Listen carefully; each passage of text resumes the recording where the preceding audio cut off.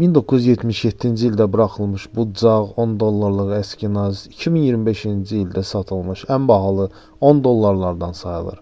Arxa üzü standart 10 dollar dizayn olsa da ön hissəyi çevirəndə bir qəribəliyin olduğunu görmək olur.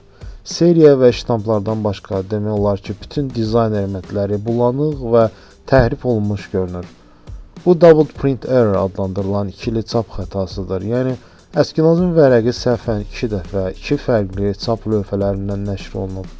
Birinci çapın mövqeyi ikincidən cüzi fərqlə çıxdığından yazılarda və Federal Ehtiyatın və Xəzinə Rəhbərliyinin imzalarında, eləcə də Hamiltonun büstündə daha aydın nəzərə çarpır. Qısa müddət dövriyyədə olmasına rəğmən bu xətalı əskinaz kolleksiyaçılar üçün yüksək dəyərə malikdir.